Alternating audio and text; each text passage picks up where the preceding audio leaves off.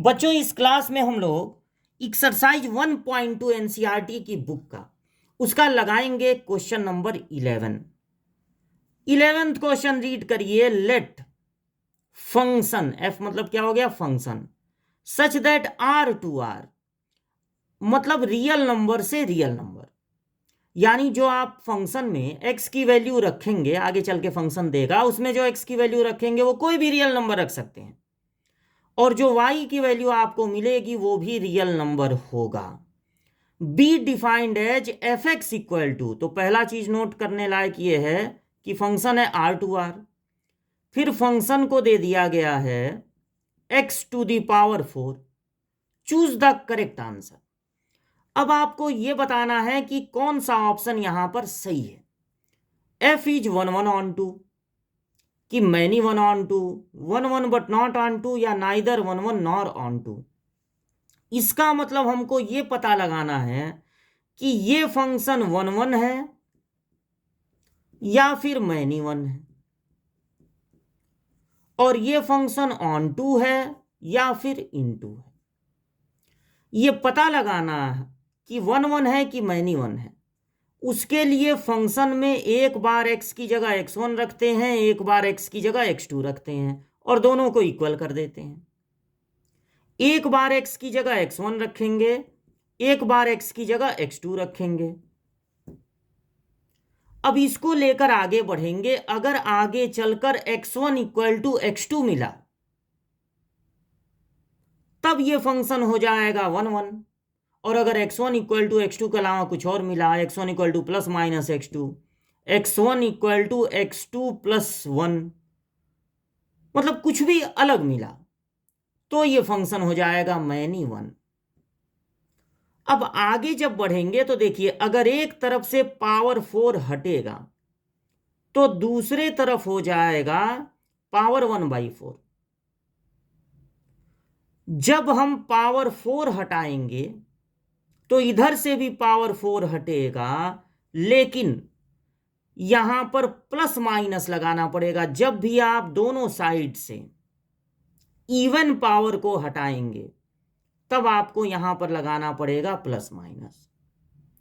इस बात पर कुछ बच्चों को डाउट भी होता है कि आखिर ये प्लस माइनस क्यों लग रहा है, तो उसका जवाब सुनिए। आपके पास है x पे पावर 4 इक्वल टू x1 पे पावर 4 इक्वल टू x2 पे पावर 4, और आपको यहां पर x1 की मैक्सिमम जितनी वैल्यू निकल सके वो सब आपको पता लगानी रहती है, एक दो नहीं।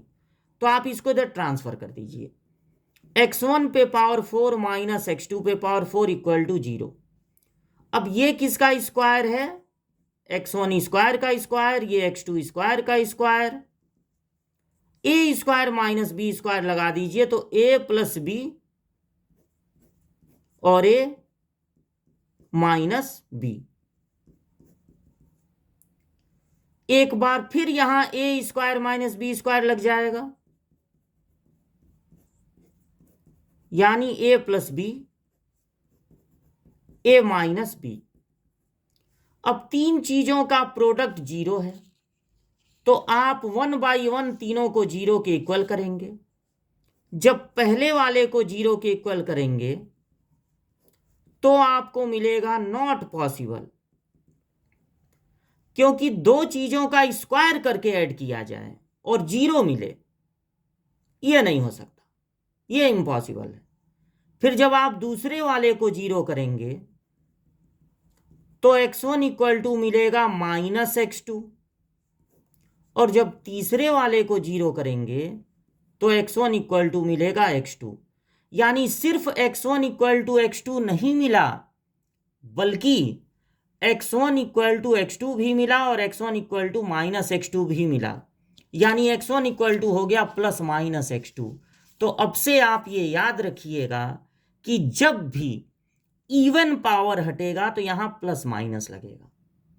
अब आप इस माइनस को छोड़ भी नहीं सकते हैं। अगर यहां पर नेचुरल नंबर होता तो आप कह देते कि x तो नेचुरल नंबर है तो माइनस में कैसे होगा, माइनस को छोड़ देते, तब x1 इक्वल टू x2 बचता, और फिर आपका हो जाता फंक्शन 1 1। यहां आप नहीं छोड़ सकते हैं, क्योंकि x रियल नंबर है और रियल नंबर निगेटिव भी होते हैं। तब ये फंक्शन हो गया मैनी वन, क्योंकि x1 इक्वल टू x2 ना मिलके मिला x1 equal to plus minus x2। अब ये पता लगाना है कि फंक्शन ऑन टू है कि इनटू, ऑन टू है कि इनटू। तो आपको फंक्शन को y सपोज कर लेना है, fx की जगह y रख देना है और x को सब्जेक्ट बनाना है। तो जब एक तरफ से पावर 4 हटेगा तो दूसरे तरफ से पावर हो जाएगा 1/4 या फोर्थ रूट ऑफ y।